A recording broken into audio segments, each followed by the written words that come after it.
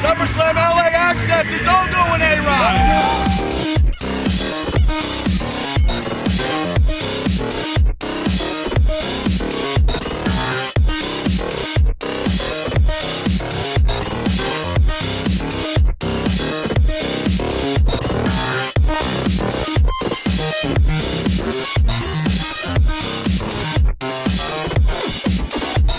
C'est à Los Angeles, pendant le SummerSlam, que THQ a levé le voile sur la prochaine version du jeu de catch officiel de la WWE.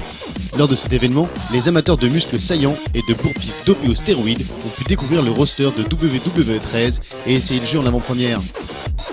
En fait, ce qu'on cherche dans la série WWE, c'est toujours être aussi proche que possible de ce que vous pouvez voir à la télévision. On a plus de 30 000 mouvements dans le jeu.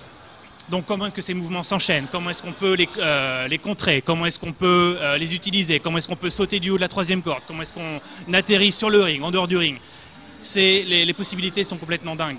Donc chaque année, on essaye de faire notre mieux pour faire en sorte d'avoir le meilleur rendu possible, être sûr qu'il y a autant que possible, qu'il n'y ait pas de perso qui se téléporte d'un bout à l'autre du ring, etc. C'est un travail titanesque, c'est beaucoup de travail. Ce qu'on a rajouté en plus cette année, c'est les mouvements qui vous décrochent la mâchoire.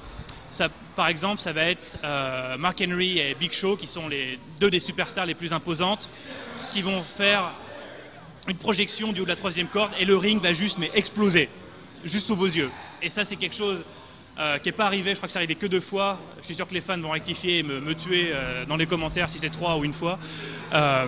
Et ça, maintenant, on peut le faire aussi dans le jeu. Pareil, si vous avez votre adversaire qui est un petit peu questionné contre les barricades en dehors du ring, maintenant vous pouvez courir, lui rentrer dedans et ça va exploser les barricades.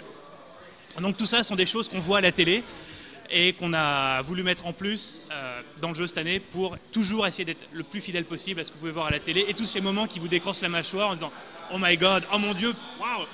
Avoir un ring qui tombe, c'est complètement fou, c'est déjà arrivé et cette année vous pouvez aussi le faire dans WWE 13. Et en plus ce qu'on a mis, c'est un mode qui s'appelle Attitude Era. C'est tout ce qui s'est passé en fait dans la WWE il y a 13, 14 ans, voire un tout petit peu plus. C'était un moment vraiment clé dans l'histoire de la WWE. Il y a un show concurrent qui est arrivé, WCW, et les gens ne savaient plus ce qui se passait et c'était la surenchère de qui allait faire le meilleur show télé le lundi soir. Il y a même des techniques complètement dingues. En fait, un show allait dire les résultats de l'autre show parce qu'on était en direct et il donnait les résultats de l'autre qui était enregistré, enfin des histoires mais vraiment pas possibles. Donc c'était vraiment une période charnière, même dans l'histoire de WWE. C'est là où Stone Cold a vraiment pris son apogée. On s'est vraiment focalisé sur ce mode cette année avec des tonnes de vidéos. Il va falloir rejouer tous les matchs historiques de cette période avec des objectifs à remplir, des objectifs aussi supplémentaires, des choses qui ne sont pas arrivées dans la réalité mais qu'on peut reproduire dans le jeu. C'est vraiment un truc, je suis sûr que les fans vont adorer. Sur Xbox 360, on a rempli le disque de vidéos. Il n'y a plus de place. Ne me demandez pas une vidéo en plus. On est ric-rac la baraque, il n'y a plus de place, tellement on a gavé le jeu de vidéos. Effectivement, ça n'a pas l'air mal du tout. Et les superstars du catch, elles en pensent quoi de cette nouvelle version?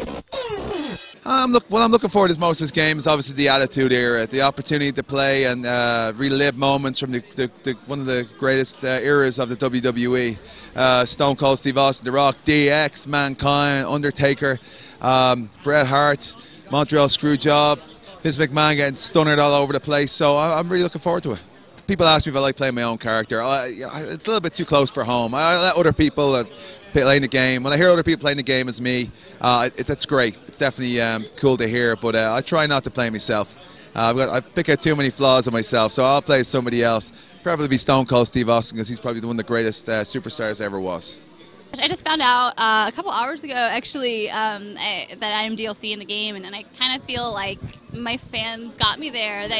I've been seeing the past couple months that they have been petitioning and just fighting and yelling at THQ and Corey and fighting for me. So I really feel like they got me here. So I'm so excited. I really am. I played 12 last year, and the gameplay was so much different and so advanced than it ever has been, and because I played all the SmackDown vs. Raws, and it's so advanced, and now there's the chants are in there. There's a yes chant, so hopefully I can get that during one of my matches. It's amazing, and I'm really looking forward to using the Attitude Era divas and our divas and kind of putting them together, and putting myself in a match against Stephanie. That's what I really want to do. It's so exciting.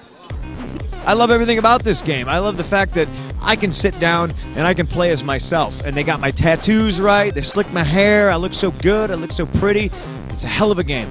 En attendant que les chevilles de CM Punk dégonflent, et puisque Mike Tyson nous a boudé, c'est Sheamus qui vous donnera le mot de la fin.